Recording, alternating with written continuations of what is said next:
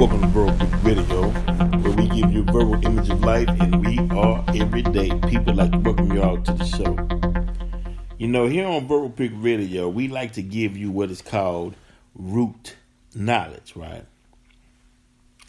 And I want to do that right here today on Verbal Pick Radio, give you the root knowledge of why police brutality and racist practices that are practiced amongst black people, black males and black females in America.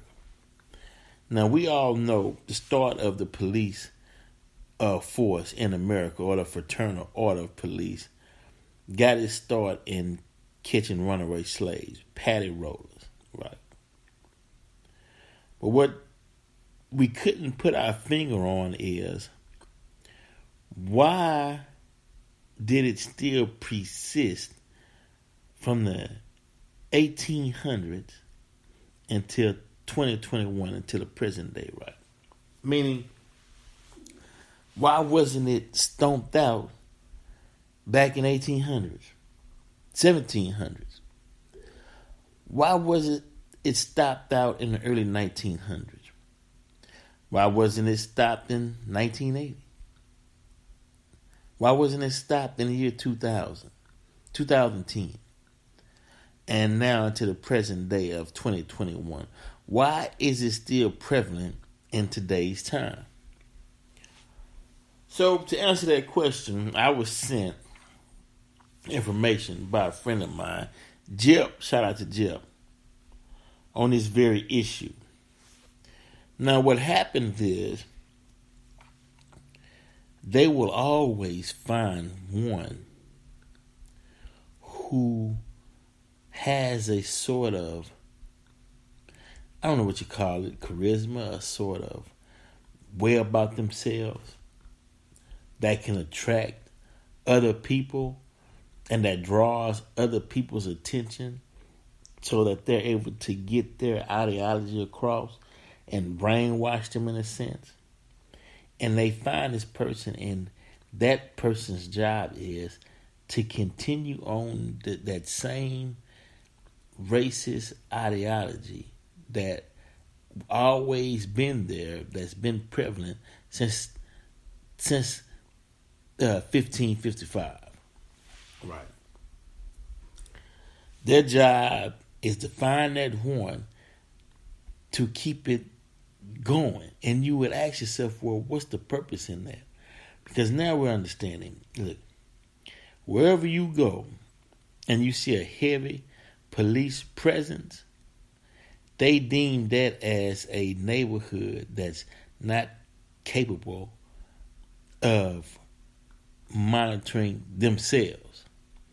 They see that as a slave neighborhood. They see that as a neighborhood that's not free. When you go in certain neighborhoods and you don't see a heavy police presence, burglar bars everywhere, they're saying that they're civilized and they can monitor themselves and they don't need a heavy police presence. Only time they need a police presence is if they see a minority in the area and all of a sudden you see cops just coming out of nowhere, right? But in their mindset, we don't need these cameras all over the lights, the stop lights. We don't need a heavy police presence. We're free. We don't need to be monitored or even made to feel like we're prisoners, right? So what they do is they'll get one like a Dave Grossman, right? Now, who is Dave Grossman? Dave Grossman is an individual that police departments hire to come speak to their officers, and mainly white officers. He has a military background, so he's training them to think military and how to kill. And your tax dollars black and brown, helps to bring him to different cities to train white officers how to kill, but not just, it's not really about training them how to kill, it's giving them the mindset and the mentality to kill and not feel guilty or bad about it. It's his job to make them embrace the notion of killing as if it's okay. And it doesn't even matter the reason. And they hire this guy, and this guy goes all tours throughout the country, throughout America, teaching mainly white officers on how to kill and feel good about it. So, of course, I understand how the game goes, right? Trust me. When you have black people, right, you have to hear it from the horse's mouth, because sometimes, and I'm not saying all of us, but sometimes a lot of us don't believe it's true unless somebody white bags it up. So that's why I play their actual words, so you don't think that we're making anything up here on Verbal Pick Radio. So this is Dave Grossman's police training seminar. I want you all to pay close attention to his words.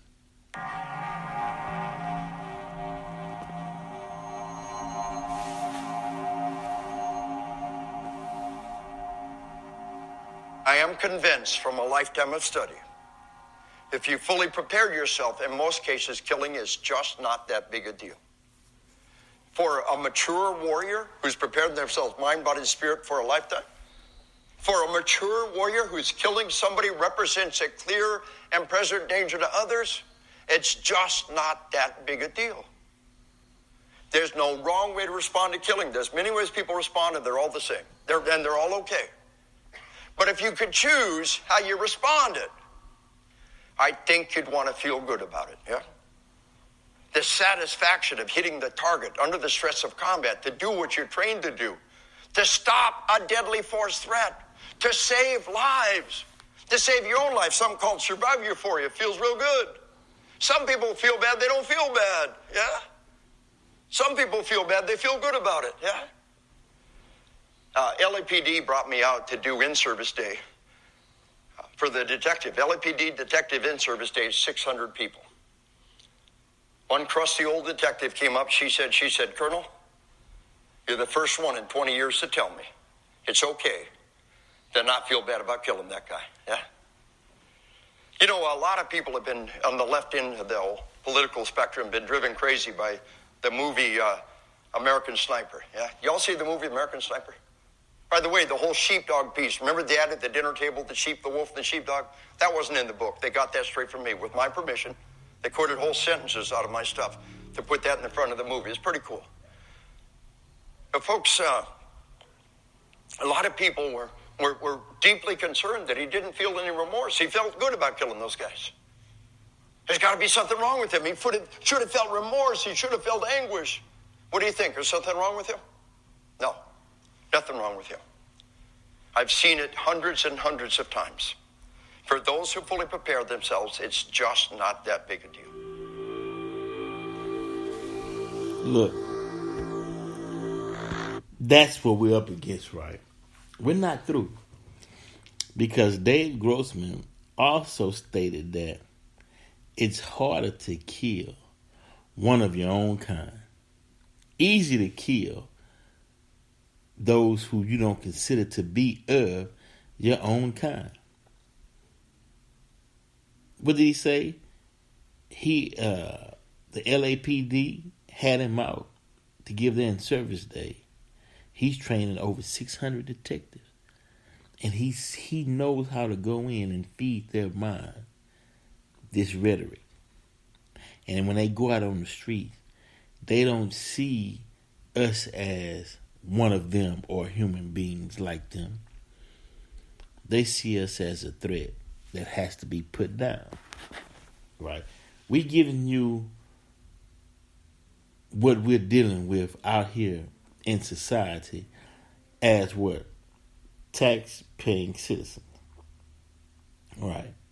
Now, I want to give you a little bit more of him, because this guy is ridiculous. We'll start right here, because I want you all to hear it from his mouth, so you don't think I'm making something up.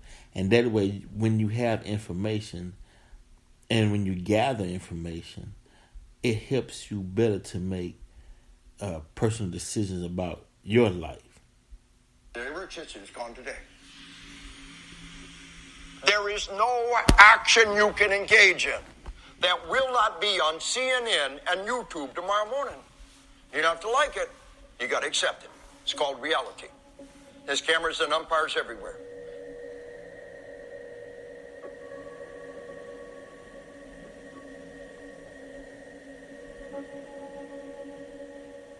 What we want in a modern liberal democracy in our army is we want to turn violence on and off like a faucet. You make the point that while killing may be an inherent taboo, it's something that can be learned. The only way you make a frightened person react in a certain way is to drill it into them, to make it a conditioned response. Conditioned response, that as soon as you see an enemy, right, you kill.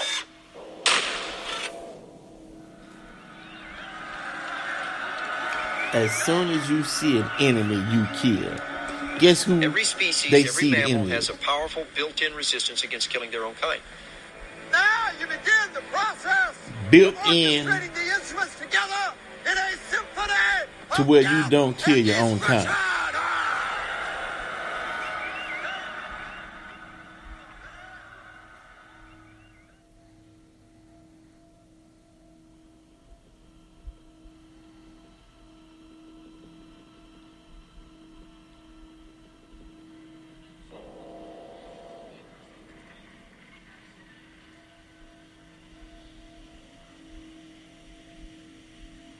Once you've made the decision to take a human life, you're a transformed creature. You're a predator.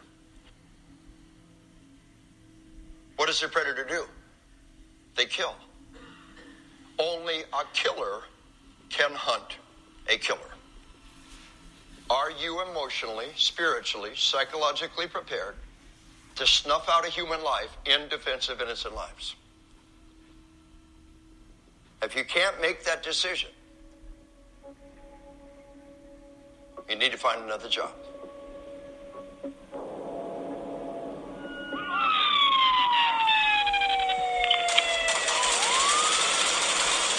Shots fired! 321, we have shots fired. We have one suspect down. I told him not to reach for it. I told him to get his hand out. I told him to get his ID, sir, and his driver's license. Can I see your license, please? Get out of the car! Get out of the car! Why did you shoot me? Well, you dove head first back into your car. Do you seatbelt violation, sir? I just pulled it off right there at the corner to pull in the gas station. Well, I got help come to you, okay? I got help come to you. Sorry.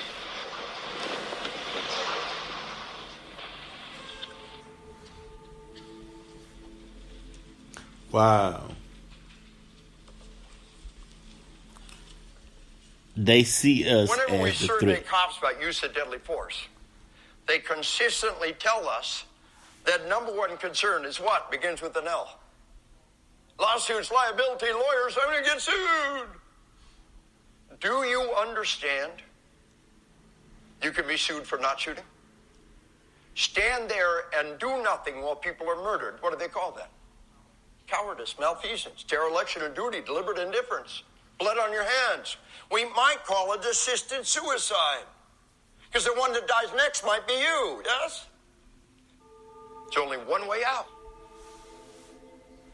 Know the law, know it well. Get every training opportunity you can.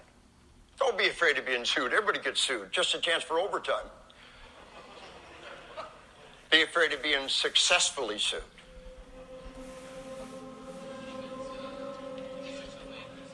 Ecclesiastes 3:3. Time to kill, time to heal. Appreciate you, brother. Good to have you on board. Stay hard. Hurrah. Excellent. Thank you very much. Proud to be a serviceman. Stay hard. This is who we have patrolling in our neighborhood with this mindset.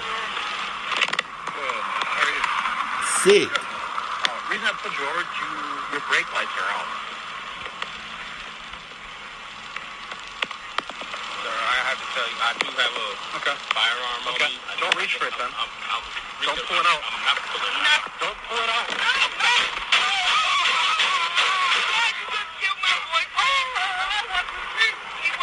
Don't pull it out! How was it? Don't move!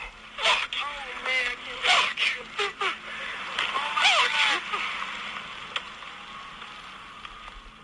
Some sick, mixed up individuals is what we dealing with. I can't believe it.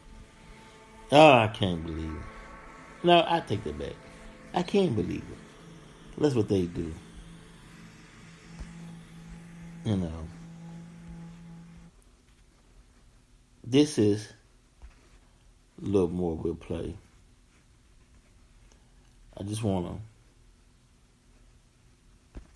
Able to make the claim to have trained members of law enforcement and in law enforcement related fields more than virtually anyone else. And what he's been training them in is insane. And it's not difficult to imagine how it could have helped to contribute fairly directly to the widespread police brutality that we see on a daily basis in America. So he has a thing he calls killology. And I can define it, but you almost don't have to. If it's called killology, it's not good. But anyway, he created and popularized it. It instructs his students to be less hesitant to use deadly force in defense of their innocent neighbors. His fixation on this mentality is seemingly fueled with a messianic self-appointment to save the flocks, as he calls, those are civilians, by training sheepdogs, which he defines as lawfully armed community members, to treat even the smallest of American towns like war zones laced with imminent threats. So he's got killology. He says, all of you are too hesitant to murder people, / I'm really into Christian imagery. Anyway, in his America, it's a terrifying place where police are both the primary targets of and defenders against superpredation. Though many independent sources show that the violent crime rate in America has steadily declined since the early 1990s, Grossman maintains that America is now scarier than ever, and that cops may well be the ones with the most to fear. He says, we know that if it were not for all the body armor, bulletproof vests worn by officers, law enforcement fatalities in the United States would easily be double or even triple what they are today. If this is not war, then you tell me what is, and I will not listen to you. So, sure, the numbers are low, but in my mind, they could be higher, and so cops need to be more ready to kill people, Adrian. They sure have seemed hesitant, haven't they? Oh, yeah, number one, that doesn't seem to be the case. I'd be afraid if they were actually out there hunting us, because that's essentially what this man is encouraging police to do, as opposed to protect and serve, because I thought that was, hey, their little motto, not to hunt and kill. This guy is dangerous, and this mentality that he is infusing in officers is only going to hurt us as citizens. Definitely. And, I'm not a serious person, so I'm going to say something that's not particularly serious. So he makes that point there about if you're not for the body armor, the bulletproof vest, we'd be losing way more cops. I'm going to make a prediction. I don't know Dave Grossman. I really don't.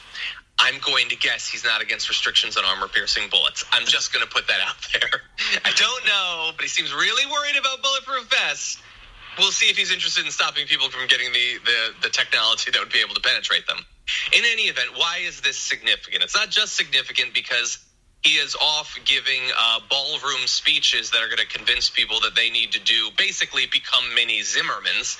No, it's that he has conducted trainings for every federal law enforcement agency, every branch of the armed forces, and cops in all 50 states, leading seminars and trainings nearly 300 days a year. So admittedly, he rises and grinds, I guess. He does a lot of these trainings, but unfortunately, he's training the sort of people that have the opportunity and Now, he gives seminars and trainings 300 days out of the year in all 50 states in all facets of law enforcement.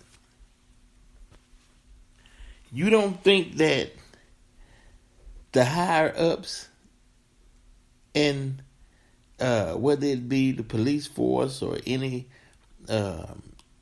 law agency doesn't know who this guy is and what he teaches?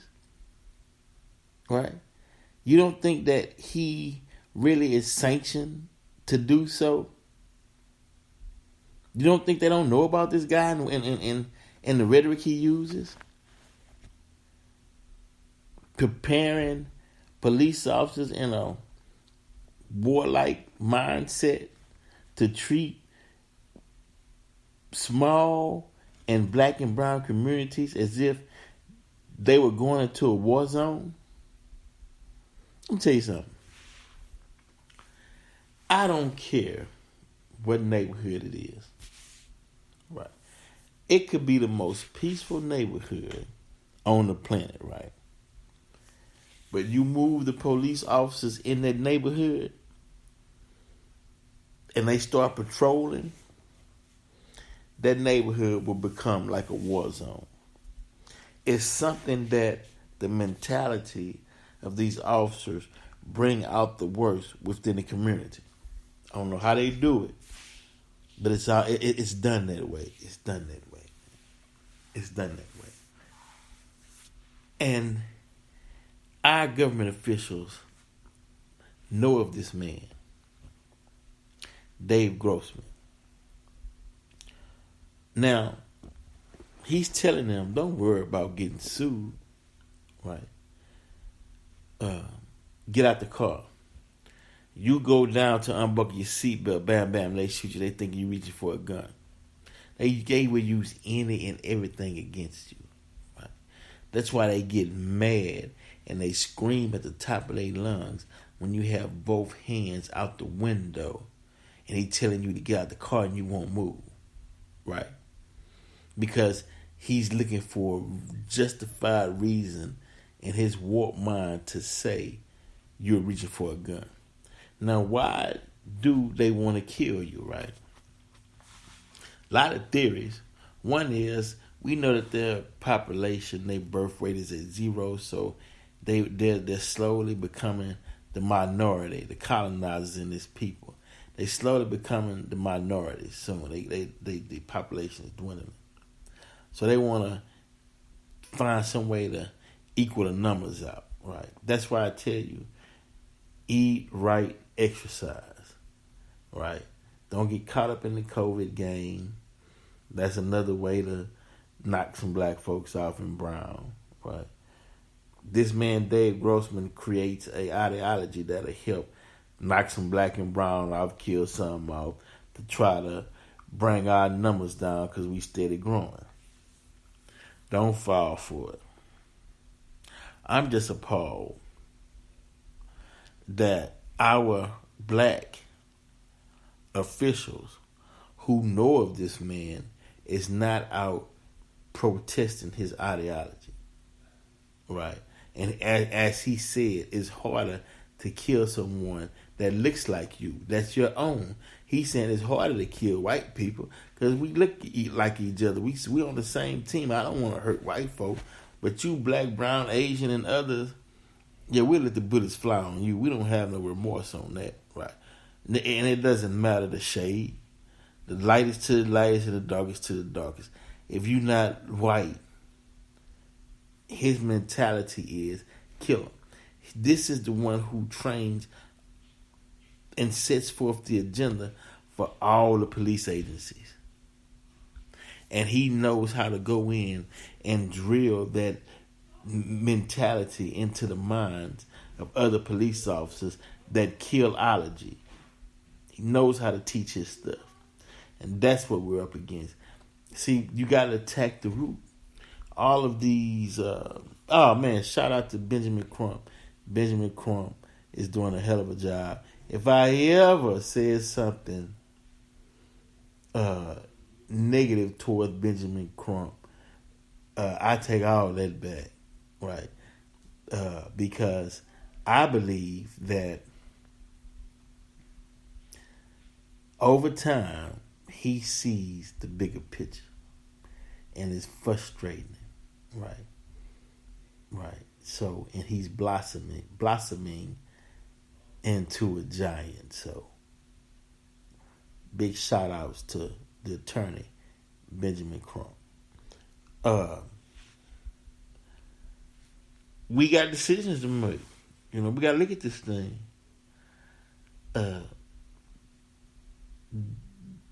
They allow someone such as Dave Grossman and his killology theory to teach, to feed from his hand an ideology that's damaging, threatening, and murderous to black people and brown and all other minorities in America. I can't believe it. I mean, don't nothing surprise me anymore though. So you all sit back and kick this one around and look him up, Killology Dave Grossman, and study him so you can have knowledge on him and his ideology. Vropic Radio, we're out.